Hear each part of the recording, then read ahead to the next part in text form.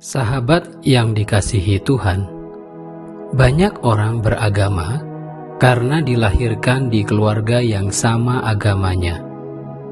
Mereka tidak mengalami pergumulan untuk menjadi percaya.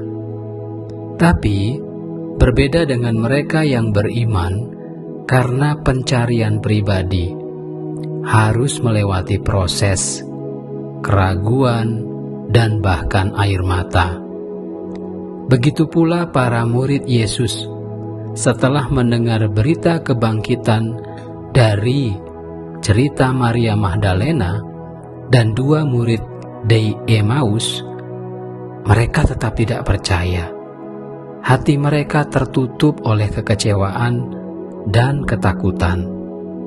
Namun, saat Yesus menampakkan diri bagi mereka, Ia menegur mereka dengan kasih, lalu berkata, "Barang siapa percaya dan dibaptis akan diselamatkan." Pertanyaannya, apakah kita hari ini benar-benar percaya kepada Kristus yang bangkit? Markus 16 ayat 9-20 adalah penutup Injil yang menegaskan kuasa kebangkitan. Maria Magdalena menjadi saksi pertama, tapi para murid tidak percaya.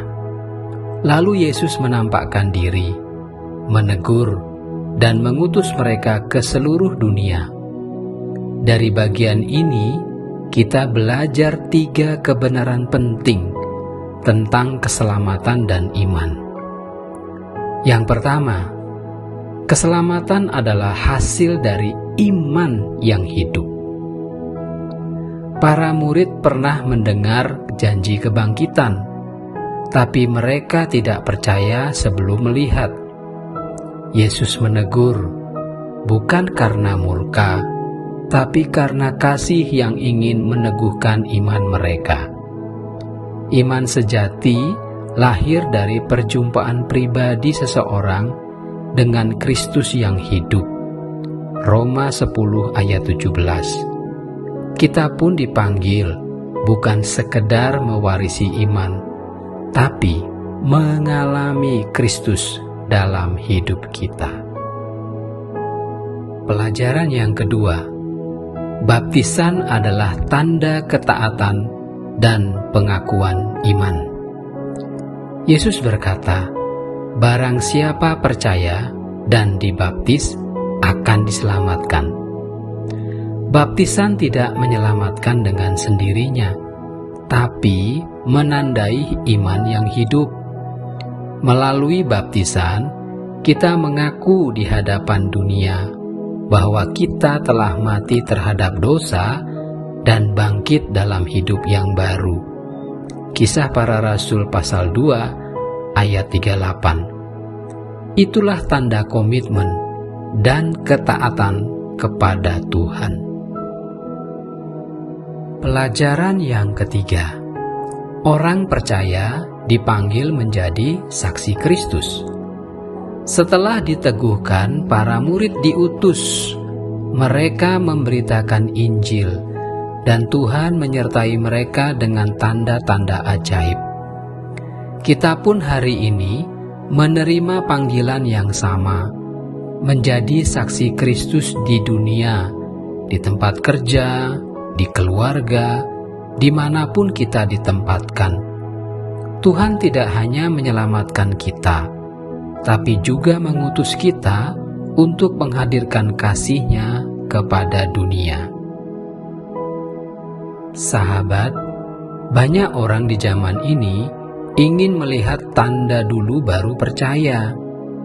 Tapi Yesus berkata, "Berbahagialah mereka yang tidak melihat namun percaya." Kita hidup di zaman di mana iman harus lebih kuat dari bukti visual. Percaya dan dibaptis berarti menyerahkan seluruh hidup kepada Kristus yang hidup, lalu menjadi saksi kasih-Nya di dunia nyata. Sebuah kutipan inspiratif berbunyi, Iman bukan sekedar percaya bahwa Yesus bangkit, tetapi hidup seolah-olah kita sudah dibangkitkan bersama Yesus.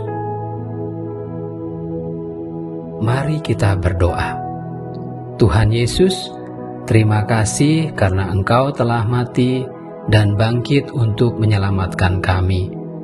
Ajarlah kami untuk sungguh percaya, hidup dalam ketaatan, dan menjadi saksi kasih-Mu di dunia ini. Kami percaya, siapa yang percaya dan dibaptis akan diselamatkan. Di dalam nama Tuhan Yesus Kristus kami berdoa. Amin.